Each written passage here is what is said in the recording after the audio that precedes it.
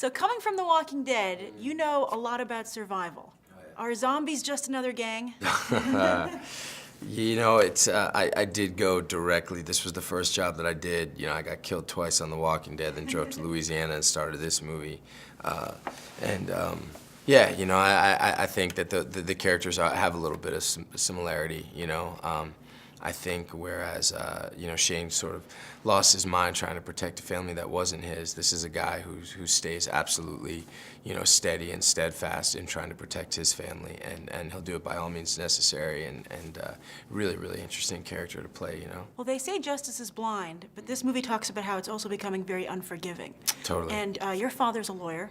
How do you think justice has evolved? You know, anytime you have a situation where there's a mandate in place and there's a law in place that's absolutely unbending and doesn't take it by a case-by-case, in a case-by-case way, I think it presents a situation that's ripe for something like this to happen. I think the way that snitching works, that you can rat somebody out, whether they, you know, to get yourself off, and then they're put in this position where there's this mandatory minimum in place.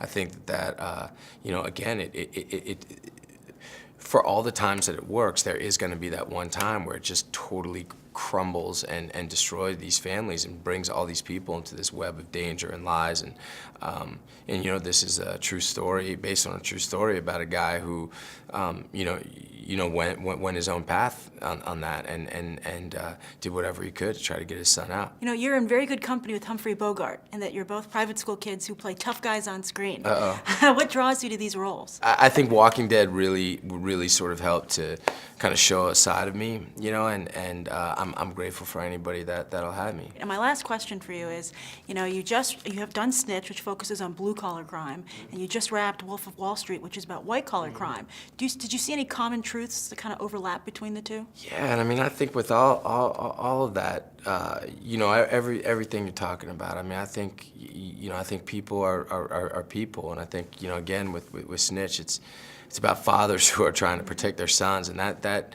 you know, here are two people who come from completely different walks of life. You got a two-striker who's doing whatever he can to stay out of prison and keep his family safe, and then you got a guy who owns a big company, but they're placed in very, very, very similar situations. And you know, I think.